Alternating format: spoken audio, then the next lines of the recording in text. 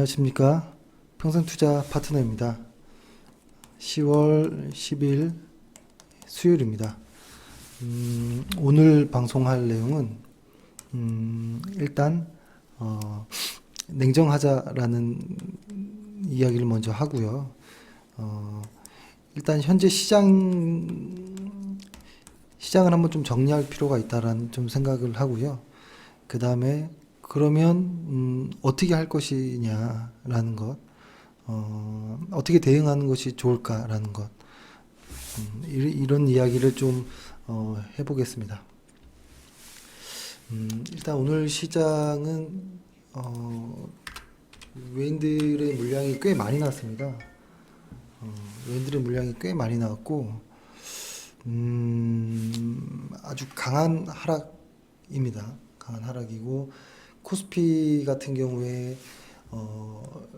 1.12% 정도가 하락을 했고 거래량을 동반했고 그 다음에 코스닥 역시도 2.6% 정도가 하락을 하고 거래량 역시 실리는, 누가 봐도 이것은 확실한 수급에 의한 매도, 강한 매도가 맞다라고 보는 게 일단 맞을 것 같습니다. 일단은 제가 주간 차트로 한번 좀 일단 좀 펴놓고 일단 시장을 한번 정리를 좀 해보겠습니다. 일단 최근에 하락 어떻게 봐야 될까 좀 생각을 해보면 이렇게 한번 뭐 시장에서 나오는 이야기들이죠. 일단은 국채 수익률이 최고점을 찍었다라는 이런 것. 하지만 어제 최고점을 찍고 다시 좀 이렇게 반납을 하긴 하였지만 그래도 최근에 그 뉴욕 증시는 국제 수익률에 상당히 예민하게 좀 반응하는 모습을 확실히 좀 볼 수 있었고, 우리 시장 같은 경우에는 지금은 어떤 기업에 대한 어떤 논리, 기업의 어떤 내용, 기업의 가치 이런 것은 전혀 무관할 정도로 외국인들의 어떤 매도에 그냥 무너져 버리는 이런 모습입니다. 그리고 거기다가 이제 사실 파월 의장의 어떤 중립금리 관련한 어떤 이야기들, 그런 부분에서 좀 가속도가 좀 붙는, 하락의 가속도가 좀 붙는 것이냐 이런 생각도 좀 들긴 했는데요. 또 일각에서는 4분기 때 개인 투자자들의 어떤 그 양도세 회피 물량, 그러니까 큰 손이라고 흔히 말하는 이런 물량도 서서히 출회되는 것 아니냐. 그러니까 그런 물량이 출회되는 것을 대비해서 외국인들이 먼저 물량을 내놓는 것이 아니냐 이런 이야기까지도 나오는데요. 보통 사실 그 양도성 이런 회피 물량들은 대체로 한 11월 중순 넘어서부터 시작이 되는 것이죠. 지금 이제 10월 초이기 때문에 좀 그 정도의 이야기는 조금 너무 과한 것이 아닌가 이런 생각이 들긴 하는데, 일단 업종별로 좀 보면 반도체 관련해서는 업황 우려에 대한, 그죠? 업황 우려에 대한 이런 논란이 계속 좀 많아요. 확실히 반도체 가격이 떨어지는 것에 대한 것, 이런 물량이, 이런 고민들이 좀 많은데, 사실 이 소재에 관련된 것, 소재에 관련한 어떤 회사들은 조금 다른 부분이 있을 수 있거든요. 왜냐면 소재 관련한 부분들은 가격보다는 물량이 더 중요하기 때문에 그 기업 매출에. 그래서 최근에는 조금 논리가 안 맞을 정도로, 사실 논리라는 게 주식시장에서 있을 수는 없겠지만 그래도 너무 상식적이지 않을 정도의 종목들까지도 휩싸여서 좀 이렇게 빠지는 모습들이 확실히 좀 보이고요. 바이오주 관련 바이오 관련해서는 최근에 좀 반등이 있었잖아요. 최근에 반등이 있었는데 그 반등에서 외국인들은 다 이익 실현해 버리는 이런 모습을 좀 보입니다. 최근에. 그리고 뭐 자동차라든지 화학, 철강 이쪽 애들도 계속 하락을 좀 보이고 있는 모습입니다. 그래서 지금 우리 시장의 전체적인 모습들을 좀 보면 대부분 다 볼리저 밴드의 어떠한 하단 혹은 하단 아래까지 와 있는 추세예요. 다 이렇게 왔다가 다 이렇게 와 있는 추세인데 그것도 20일 볼린저가 아니라 한 50일 혹은 80일 심지어 한 100일 정도까지의 볼린저 밴드로 좀 길게 보더라도 지금의 과거의 어떤 주도주라고 했던 흔히 그러니까 실적이 동반되는 실적이 분명히 3분기, 4분기 좋을 것이라고 예측되는 그런 주도주, 우량주들도 지금 대부분 다 볼리저 밴드 하단 그 이하까지 다 넘어와 있는 상황입니다. 여기서 이제 냉정해져야 된다라는 좀 생각을 하는데요. 사실 시간이 좀 지나고 보면 그런 경우들이 좀 많았던 것 같아요. 이렇게 볼린저 밴드 하단에서 다 아래쪽에 위치했을 때, 근데 그런 것들이 잡주들이 아닌 진짜로 실적이 수반되는 그런 애들들도 모두 다 볼린저 밴드 아래, 그러니까 시장의 거의 과매도 구간에 와 있을 때니까 시간이 지나고 나보면 사실 이때가 진짜 바닥이었다라는 것을 시간이 지나면 많이 느끼곤 했었는데요. 지금이 진짜 그런 과정인가라는 이런 좀 고민을 사실 합니다. 근데 그건 지나고 났을 때 아 그랬구나라고 마음 편하게 이야기할 수 있는 것이지 당장 물량을 들고 딱 그런 상황 안에 들어가 있을 때는 그런 상황과 딱 그 정면으로 딱 부딪혔을 때는 사실 두렵죠. 그것이 저는 정상적인 어떤 반응이라고 봅니다. 두렵다라는 것. 그렇죠. 근데 좀 고민인 것이 좀 그런 쪽에 좀 고민인 것입니다. 이 분명히 정상적인 그러니까 이게 시장이 하락하는 데 있어서 분명히 지수가 하락하면 종목들이 빠지는 게 맞죠. 분명 맞긴 하지만 지금의 하락이 어떤 기준으로 뭐 너무 많이 빠졌다 이렇게 보기가 좀 어렵긴 해도 사실 볼린저 밴드 하단에 너나 가릴 거 없이 다 와 있다라고 하는 이런 구간들에서는 최소한 어떠한 바닥이든지 혹은 반등이라도 나오든지 하는 이런 과정들이 있었습니다. 왜냐하면 주도주들을 한 번에 지금 최근의 물량으로 모두 다 물량을 정리할 수는 없거든요. 만약에 외국인들이 정말 떠나겠다라고 마음 먹었다 하더라도 주도주 같은 주도주, 그러니까 시가총액도 크고 실적도 너무 좋은 한 업종의 대장주들 같은 경우에는 물량을 정리하는데 시간이 몇 달 이상 걸립니다, 보통. 몇 달 이상 걸리긴 하는데, 지금은 조금 냉정해져야 될 필요가 있겠다라는 생각이 들고, 예를 들어서 지금 이제 우리가 좀 고민해야 되는 부분은 이것을 어떻게 지금 이렇게 빠진 시장을 어떻게 봐야 되느냐라는 것인데요. 일단은 원칙적으로 이야기하자면 이 라인대를 정말로 완전히 강하게 깨고 내려가지 않는 이상 이 구간은 하락 과정 중에 있었던 바닥을 잡는 과정 중에 조정으로 보는 것이 좋아 보입니다.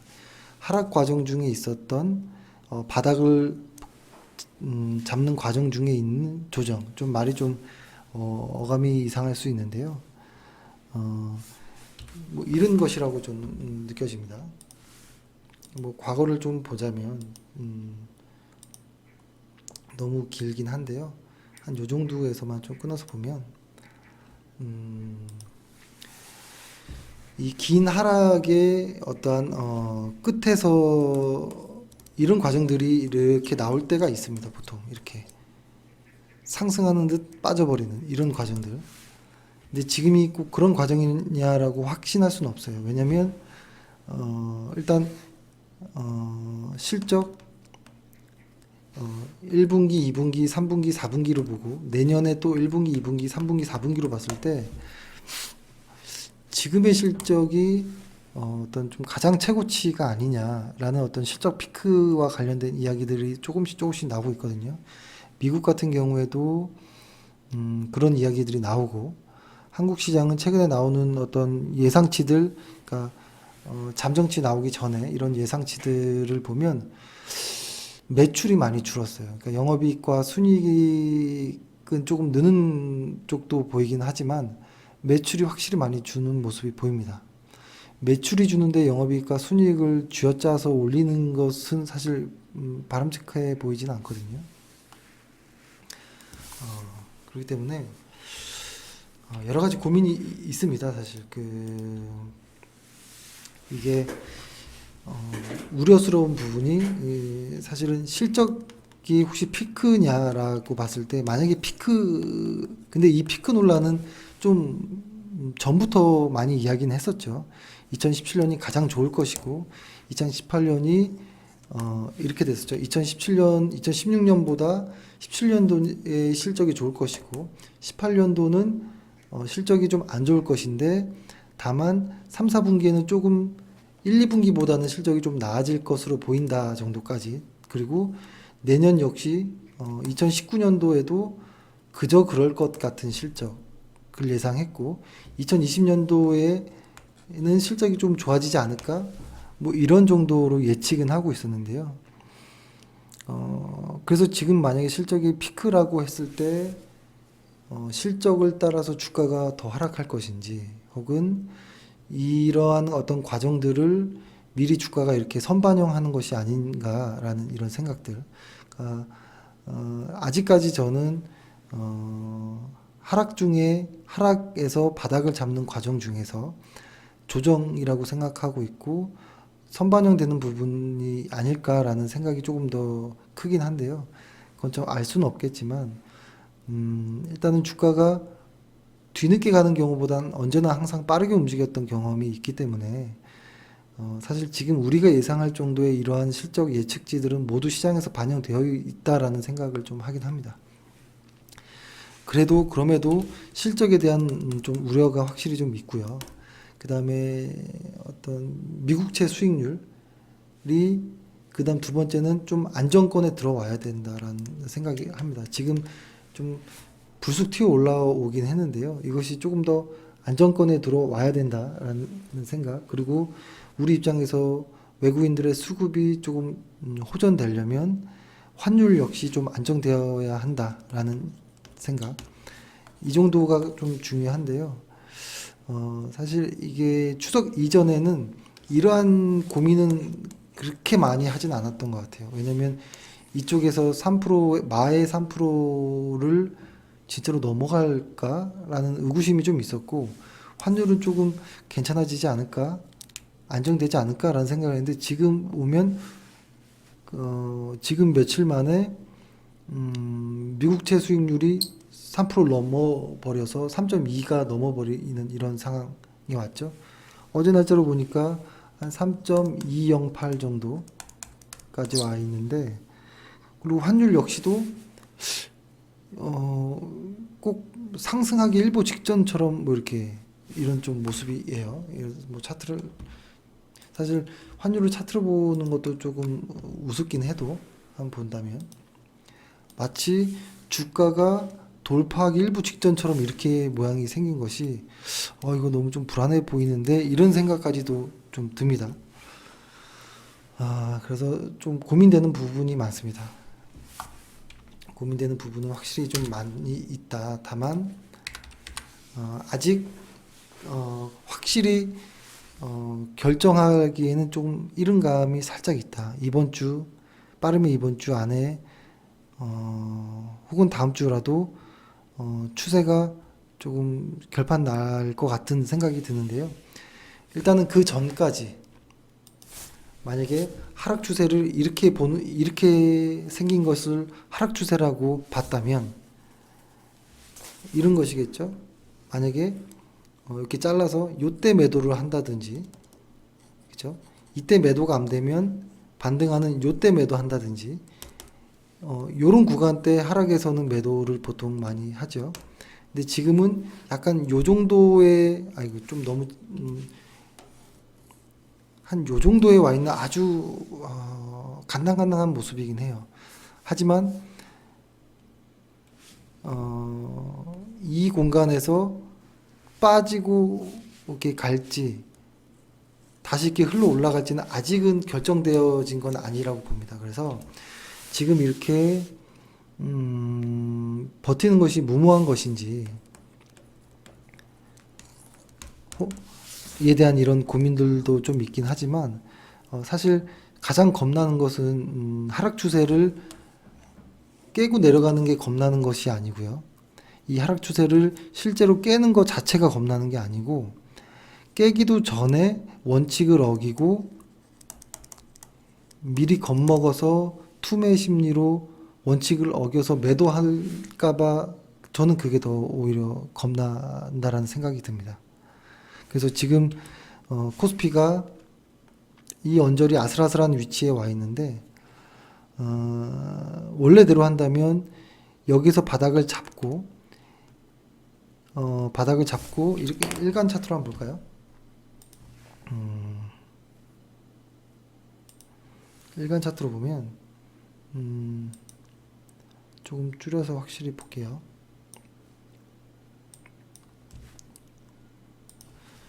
이렇게 있었죠.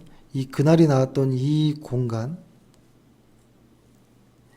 깨면 정말 조심해야겠다라는 생각을 확실히 해야 되고요. 정말 이 바닥을 깨고 내려갈 때는 아 이건 하락이구나 이렇게 인식해야 된다라고 생각을 하는데 거의 그 언저리까지 오긴 했어요. 오긴 했지만 아직 확실히 결정된 건 아니다. 확실히 눈으로 한 번 더 확인하겠다라는 이런 생각입니다. 그래서 만약에 저희 회원분들도 걱정하시는 회원분이 있을 것이고 혹은 저와 같이 그래 원칙을 지키는 것이 중요하지 원칙이 어떤 손절 원칙이 오기 이전에 미리 겁먹고 매도하는 것 그것이 오히려 더 무서운 거 아니냐 뭐 이렇게 생각하실 분도 있다라고 생각하는데요. 저는 일단 그렇습니다. 저는 원칙이 오기 전에 겁먹고 심리적으로 기계적으로 매도가 하는 것이 아닌 심리적으로 겁을 먹어서 매도하는 것 그것 자체가 오히려 더 속상하고 무서운 상황이라고 생각을 합니다. 그래서 이렇게 나눠서 생각해 보면 좋을 것 같아요. 일단은 일반적으로 매매를 했던 일반 종목과 그러니까 저희가 최근에 이 약세장에서는 볼린저 밴드로서 하단에서 분할 매매로 하는 이 방법 이 두 가지를 말씀드렸는데요. 예를 들어서 이렇게 매매를 했다면 사실은 그 원칙대로 진행하는 것이 맞다라는 생각을 하고요. 분할 매매로 접근한 종목이기 때문에 분할 매매로 지켜보고 시장 계속 지켜보면서 분할 매도로 실적이 좋은 종목이기 때문에 같이 그냥 버티고 가는 것이 저는 맞다라는 생각을 하고요. 일반적으로 비중을 지키지 않은 일반적인 어떤 이런 매매일 경우에는 지금 이 자리를 깨고 이런 자리에 왔을 때는 물량을 줄여 나가는 것이 맞다라는 생각을 합니다. 네, 이렇게 보면 좋을 것 같고요. 지금 많은 회원분들이 좀 걱정이 많으실 거라는 생각도 듭니다. 하지만 냉정해야 된다라는 생각을 하고 어떤 이런 생각이 듭니다. 비이성적인 어떤 흐름의 끝은 시장에서의 어떤 이런 비이성적인 사실 이게 이성적이다 비이성적이다 나눌 수 있는 기준이 없긴 합니다. 없긴 한데요.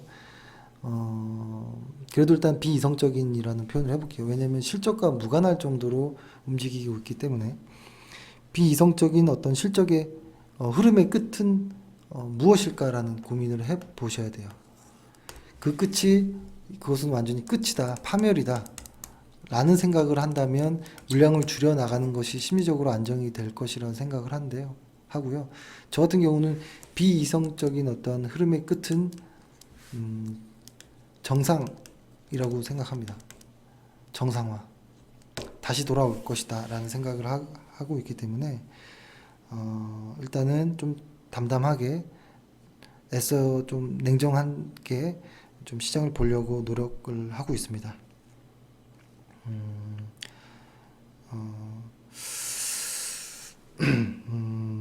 그쵸. 이렇게 생각을 하고요.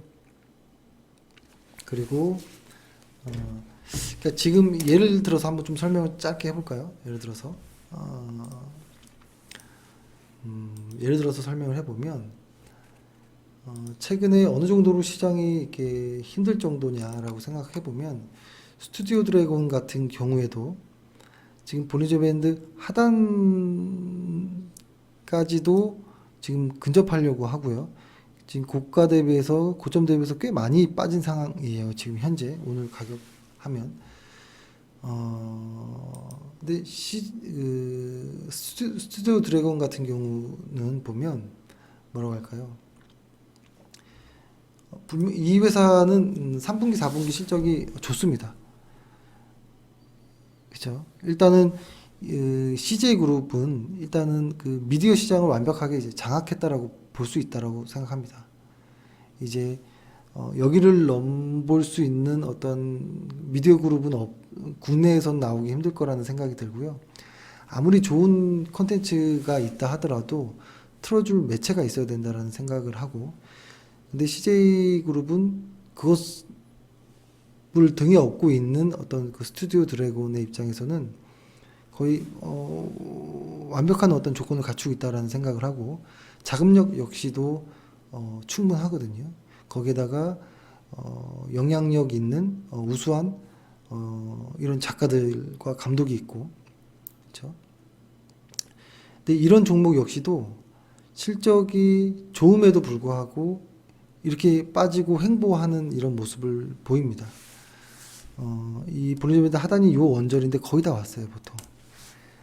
저는 이 하단에 오면은 저는 좀 분할 매매로 1차, 2차, 3차라도 생각해서 할 수도 있지 않을까라는 생각까지도 하고 있고요. 그 다음에 또 하나 좀 의아하게 빠진 종목들을 좀 보면 TCK라는 종목 역시도 이게 사실 너무 많이 빠진 걸로 좀 보이지 않나요? TCK 고점 대비 사실 저는 이 언저리가 강력한 어떤 지지의 어떤 구간이라고 좀 생각을 하는데, 일단 EPS가 올해 예상이 한 4,000원 정도가 됩니다. 근데 내년에는 한 5,800원 정도 돼요. EPS가 꽤 많이 증가하는 거거든요. 그렇죠? 그리고 ROE가 30 정도를 넘어갈 것으로 보거든요. 그리고 영업이익률도 34% 정도가 나와요. EPS가 이게 얼마나 성장하는 거예요? 44, 16. 그죠?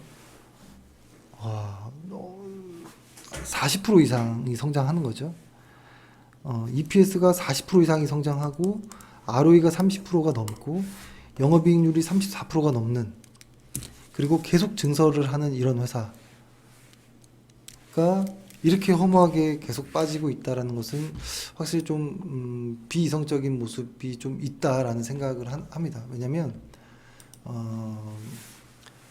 일단은 뭐 증설은 곧 매출로 연결되니까요. 이게 그게 있습니다.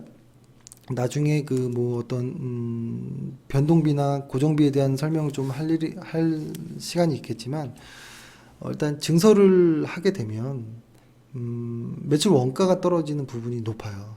그래서 증설이 곧 매출로 연결되고, 매출이 들어갔을 때 고정비형의 어떤 기업들은 영업이익과 순이익이 매출 성장률보다 훨씬 더 가파르게 올라가거든요. 그러니까 그러한 이런 회사가 증설을 계속 추진 중이고 실적 영업이익률 30%, ROE 30%라는 건 흔하지 않은 회사거든요. 그런 회사가 이렇게 빠진다라는 것. 근데 최근에 이게 어떤 경쟁사의 어떤 노이즈가 있다라는 것들이 좀 시장에 나왔는데요. 사실 제대로 이쪽 시장에 진입하려면 TCK의 시장으로 진입하려면 한 3년 정도 이상 걸린다라는 이런 예측들이 있습니다. 그리고 반도체의 어떤 소모품 쪽에서 독점적인 어떤 지위도 역시 갖고 있고 반도체 가격이 아닌 어떤 물량과 관련되어 있는 이러한 소모품의 회사이기 때문에 반도체 소모품을 다루는 회사이기 때문에 가격 하락에 대한 어떤 이런 걱정은 사실 없거든요. 그러니까 주가의 하락은. 그래서 사실 지금은 좀 비이성적인 좀 구간으로 좀 보이는 순간들이 좀 있습니다. 이런 그리고 최근에는 좀 예를 들어서 오늘 같은 시장에서 또 일진 머티리얼즈를 볼까요? 일진 머티리얼즈 역시도 좀 급하게 오른 부분이 있습니다. 그래서 일정 부분에 어떤 이런 과정이 어떤 실적과 주가가 그래도 좀 어느 정도 동행할 수 있는 어떤 이런 과정이 필요하다라고 보는데 좀 많이 오른 부분이 있긴 있어요. 그래서 분명히 이익 실현에 대한 부분이 있을 수 있겠지만 6만 원짜리가 4만 8천 원짜리가 왔거든요. 근데 지금 2차 전지 소재주 관련해서는 이 일진 머티리얼즈 그리고 뭐 LNF, 후성 이런 쪽이 내년에 이익 성장률이 가장 높은 쪽에 속하거든요. 뭐 에코프로나 포스코캠텍, 신흥 SEC 뭐 이런 여러 종목들보다도 이쪽이 일진 머티리얼즈 같은 경우에는 이익 성장률이 한 60% 정도 될 거예요. 내년에. 그리고 LNF 같은 경우에도 한 50% 정도 이익 성장률이 예상되고 뭐 후성 같은 경우에도 한 40% 이상, 45% 정도의 이익 성장률이 예상이 되어 있는데 이런 높은 이익 성장률이 있는 회사도 지금 이렇게 맥을 못 추고 있다라는 이런 생각들, 이런 현상들. 그리고 일진 머티리얼즈 같은 경우가 이렇게 많이 빠지긴 했는데요. 이쪽은 일진 머티리얼즈는 현금성 자산이 한 1,800억 정도가 있어요. 그래서 사실 2, 3단계의 어떠한 지금 어떤 그 증설 계획에서도 추가 차입 없이도 보유한 현금으로도 증설할 수 있는 입장이거든요. 사실 재무제표상으로도 전혀 문제가 될 것이 없는 이런 회사들이 꽤 있어요. 이런 회사들이 하락하고 있는 쪽이 좀 많이 보이거든요. 지금 확실히 이성적이지 않은 정도의 모습을 확실히 좀 보인다라는 생각을 합니다. 하지만 지금까지 말씀드렸던 이 모든 것은 소설일 가능성이 높고요. 소설이고 지수를 있는 그대로 보는 것이 가장 좋다라는 생각을 합니다. 이렇게 어떠한 고집을 부리더라도 지수가 진짜 이 바닥을 깨고 내려가는 이 과정이 보인다면 반드시 물량을 줄이거나 매도를 해야 된다라는 생각을 하고요. 이 과정에서 다시 반등할 때 재진입을 하는 한이 있더라도 지수가 전저점을 깨고 강하게 내려갈 때는 일단은 조금 물량을 줄이든지 어떤 이런 보수적인 이런 관점에 서야 된다라는 생각은 합니다. 다만 그러한 종목들은 일반적으로 매매했을 때인 것이고 볼린저 매매처럼 물량을 줄여가면서 물량을 나눠가면서 비중에 맞게 이렇게 딱딱딱 계획적으로 매매한 경우에는 그 계획대로 따라가는 게 일단 맞다라는 생각을 하고요. 그런 상황입니다, 현재. 그래서 뭐 어떤 뭐 옵션 만기일이나 이런 이야기는 사실 조금 지금의 상황에선 도움이 되지 않을 것 같고 일단은 냉정을 좀 유지할 필요가 있겠다라는 좀 생각을 합니다. 여기가 그렇다고 어떤 중요한 반드시 이런 개념은 아니에요. 사실 여기를 반드시로 생각하는 순간 위험해질 수 있고요. 그냥 이것은 하나의 어떤 나의 기준 정도다라는 생각을 하는 거예요. 나는 이런 기준에서 매도하겠다라는 거예요. 매도 기준이라는 거예요. 저기가 어떤 절대적인 어떤 무언가라기보다는 사람마다 다를 수 있는 매수와 매도의 기준 안에서 매도 기준일 수 있겠다라는 생각인 것입니다. 그래서 일단은 시장이 옳다라는 생각이 가장 첫 번째가 맞고요. 그렇지만 그 시장이 그 옳다라고 하는 과정에서 나의 기준에는 매도 기준이 오지 않았기 때문에 그냥 애써 냉정하려고 노력하고 있다라는 이야기입니다. 그리고 만약에 그 기준을 하회한다면 기준대로 원칙대로 손절을 하고 다시 지수를 관찰하고 좋은 종목들을 발굴하고 다시 진입하고 이것들이 반복된다라고 봅니다. 시장을 좀 이렇게 길게 보면 사실 하락하는 순간들이 여러 번 이렇게 나오죠. 하락하는 순간들이 여러 번 이렇게 나옵니다. 이 하락하는 순간마저도 이익을 보겠다. 나는 무조건 계좌를 플러스 내겠다라는 건 사실 쉽진 않고요. 이 상승할 때 최대한 수익을 좀 내보는 것이 어떨까. 그리고 이 하락할 때 이런 하락하는 과정에서 그래도 계좌를 너무 많이 손실로 이끌지는 말자 정도. 그래서 결국은 플러스를 시켰을 때 여기 이 모든 과정을 플러스로 시켰을 때 계좌는 결국 플러스가 나는 것. 이것이 목적이라는 생각을 하고요. 그리고 현재 가장 많이 괴로워하는 분들은 남의 돈으로 주식하는 분들이 가장 힘들어요. 특히 이것을 이제 뭐 저리로 빌렸다라고 하는데요. 그거 역시 조금 말이 안 되죠. 누가 주식을 남의 돈으로 합니까? 자기 돈으로 해도 사실 겁먹어지고 심리가 편하지 않거든요. 근데 심지어 이자를 내면서까지 남의 돈을 빌려서 할 정도로 주식이 그렇게 안전한 시장은 아니잖아요. 애초에 투자 상품을 남의 돈으로 한다는 것 자체는 있을 수 없다라는 저는 그렇게 생각을 합니다.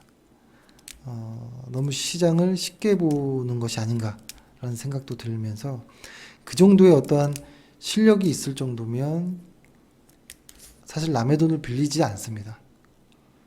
이미 그런 실력을 갖추는 동안에 돈이 있을 거예요. 그러니까 남의 돈으로 주식을 할 정도면 아직 실력이 안 된 겁니다, 보통. 혹은 매우 욕심이 과하던가. 그래서 남의 돈으로 한다라는 것은 좀 피했으면 좋겠습니다. 그래서 다 상환하시고 남의 돈으로 하는 건 상환하시고 내 돈 안에서도 물량을 줄여야 할 판국에 남의 돈까지 끌어온다라는 건 시장과 너무 엇박자 나는 것이고 남들이 계좌 1, 2% 손실 날 때 남의 돈으로 하는 분들은 일단 자기 돈 주식 100%라는 소리이고 거기다가 추가로 빌린 거기 때문에 남들보다 한 3, 4배 이상 손실이 날 거예요. 그건 어쩔 수 없는 겁니다. 그걸 감안하고 하는 거라면 담대하게 하시고 그것이 겁난다면 애초에 남의 돈으로 하지 마시고 그런 거죠. 그렇습니다. 시장은 저의 어떤 잔소리였고요. 오늘 같은 날은 길게 이야기하는 것은 좋지 않을 것 같고요. 내일 역시도 시장을 아주 매우 진지하게 좀 보겠습니다. 이런 날은 종목을 무엇을 사라 마라 이런 것은 사실 의미가 없다라는 좀 생각을 했습니다. 예, 일단 오늘은 이 정도로 시장을 마무리 하겠습니다. 오늘 하루 고생 많으셨고 내일도 좀 최선을 다해 보도록 하겠습니다. 감사합니다.